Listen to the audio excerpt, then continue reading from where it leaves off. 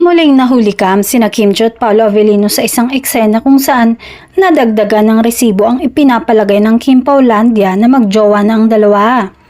Nakuna ng video ang Kim Pao sa isang tagpo na may lambingan moments. Kuha ang eksena bago magsimula ang Christmas Station ID ng isang TV network. Magkaharap sa isa't isa sina Kim at Paolo habang naghihintay ng kanilang cue para sa shoot. Mapapanood si Kim na inaayos ang laylayan ng t-shirt ni Paolo na parang bata na may inuungot o nilalambing sa kapareha. Tinutupilin nito ang sleeves ni Paolo para mas bumagay ito sa ayos ng aktor.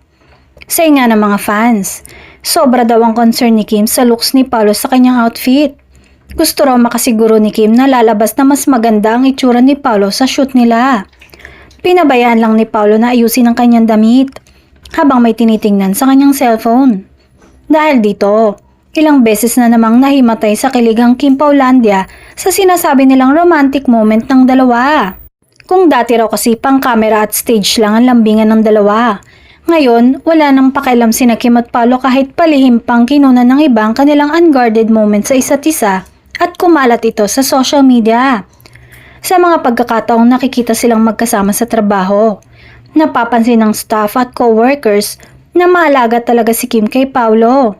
Mas nakikita raw na maalaga at supportive ang aktres na inamin ni Paolo na isa sa mga nagustuhan niya kay Kim na sana daw ay hindi magbago.